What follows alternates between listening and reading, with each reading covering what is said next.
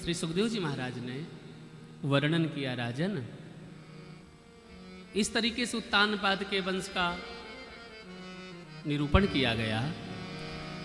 अब प्रियव्रत के वंश का विस्तार से वर्णन किया गया। महाराज, भगवान पितामह नारायण के नाभि से ब्रह्मा जी के दाहिनी भुजा से मनु महाराज, बाएं भुजा से शत्रुपा महाराज, उन्हीं के पुत्र प्रियव्रत हैं। उत्तानपाद के वंश का तो विस्तार से वर्णन किया गया। महाराज, प्रियव्रत के बेटा अग्निंद्र हुए और अग्निंद्र के बेटा हुए नाभि और नाभि के बेटा हुए भगवान ऋषभ।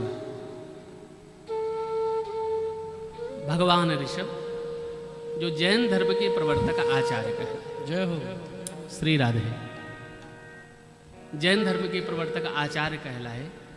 और जैन धर्म में आगे चल करके दो शाखाएं विभक्त हुई, श्वेतांबर और दिगंबर। 13 पंथी और 16 पंथी की चर्चा आती है। जैनियों ने सोचा कि हमारे भगवान दूसरे हैं, बोलो राधे राधे, राधे, इसलिए उन्होंने अपना धर्म भी अलग बना लिया।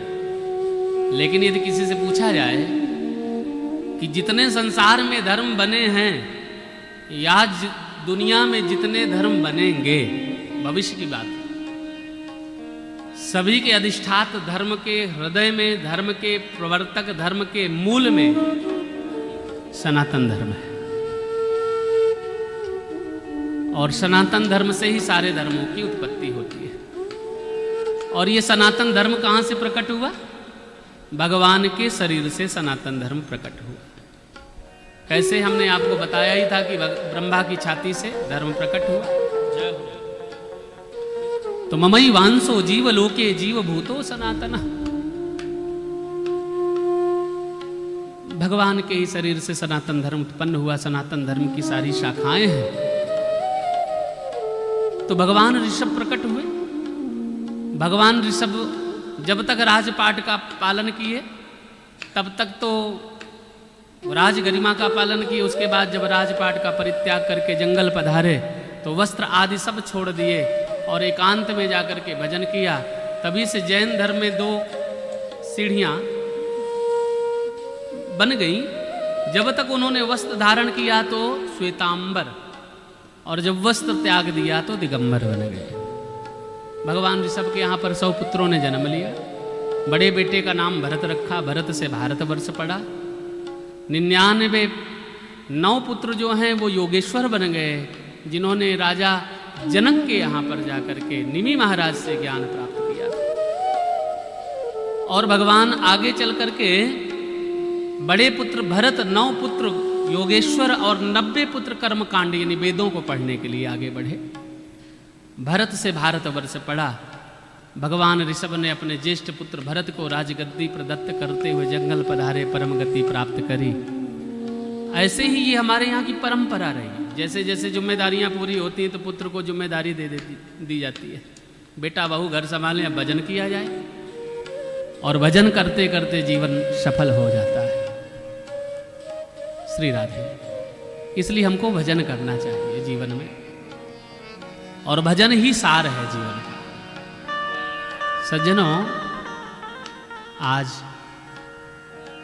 जैसे भगवान ऋषभ ने अपने पुत्रों को ज्ञान दिया और जंगल पधारे, उसी परंपरा का निर्वाह किया भरत जी ने। अच्छा, इतिहास तो हम सब लोगों ने पढ़ा ही है, बोलो राधे राधे। भारतवर्ष का पहले क्या नाम था?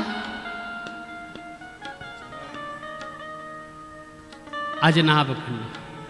क्योंकि भारत की जो गरिमा है ये खंड पर प्रदत्त है।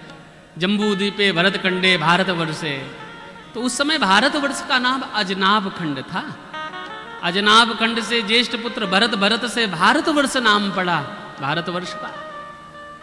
फिर त्रेता में जब मेरे राम के छोटे भाई भरत ने जन्म लिया तो भरत से भारतवर्ष पड़ा।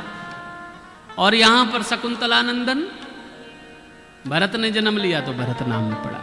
3 भरत भारतवर्ष में हुए, लेकिन जिनके नाम से भारतवर्ष पड़ा वो भगवान ऋषभ के बड़े पुत्र, जिनका नाम भरत, भरत से भारतवर्ष पड़ा देश का। सज्जनों,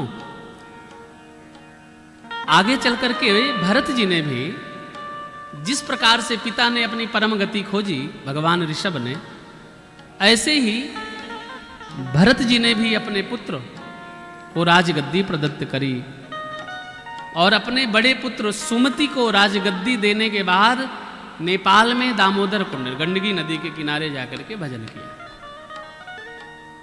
जैसे भजन किया, कुटिया बनाई, भजन किया, भजन चुपके फेरो मन की माला, छुपके देखो मुरली वाला, मंदिर में नहीं, मस्जिद में नहीं, महलों में नहीं, कुटिया में नहीं, जहाँ याद करो भगवान वहीं। कहाँ तो महल में राज, एक छत्र राज था भरत जी का, और आज फूस की कुटिया बनाई, नदी के किनारे रहते, जलपान करते, भजन करते। और भजन की एक परिभाषा है, जितना हम भजन में डूबेंगे ना, भजन उतना हमको नजदीक बुलाएगा। बोलो राधे। और जितना हम भजन से दूर जाएंगे, भजन उतना हमको दूर डालेगा।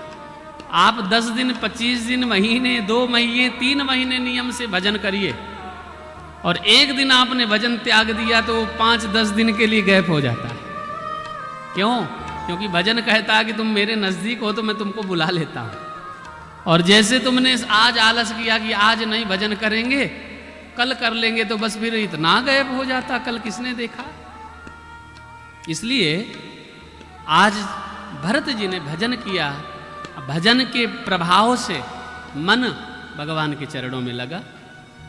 अब देखते क्या है कि कुटिया के समीप छोटा सा हिरण यानी हिरणी घूम रही है। देखते दृश्य को, भजन करते, एक दिन ऐसी कौतूहल हुआ, ऐसी घटना घटी कि हिरणी गर्भवती थी, गंडकी नदी में पानी पीने के लिए आई, पीछे से शेर ने दहाड़ लगाई। जैसे सिंह ने दहाड़ लगाई तो वो डर के मारे छलांग लगा दी।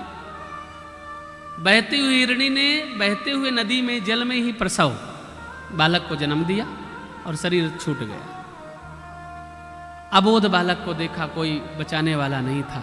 भरत जी ने सोचा कि मैं तो भजन करने आया हूं, मुझे इन सब पचड़ों में क्यों पड़ूं। लेकिन फिर देखा कि मेरा धर्म है, मैं शरणागति, मेरे को ये हिरण बालक शरणागति है।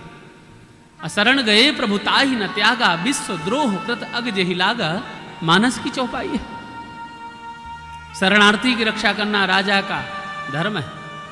इसलिए आज भरत जी ने उस हिरण को बचाया। थोड़ा बड़ा हुआ, घास खाने लगा। एक दिन हिरणों का झुंड आया और वो निकल गया। भरत जी को अब छोटा सा वो हिरण याद आने लगा। कहाँ तो राजपाट वैभव सब त्याग करके भजन करने बैठे थे, अब बताओ चिंतन उस हिरण का चल पड़ा। छोटा सा हिरण था, पता नहीं जंगल में कहाँ चला गया होगा, कौन सा जीव खा गया होगा। हिंसक जीव बहुत हैं। और इतना चिंतन करते करते करते करते शरीर छूट गया और अगला जन्म हिरण का मिला। बोलो राधे।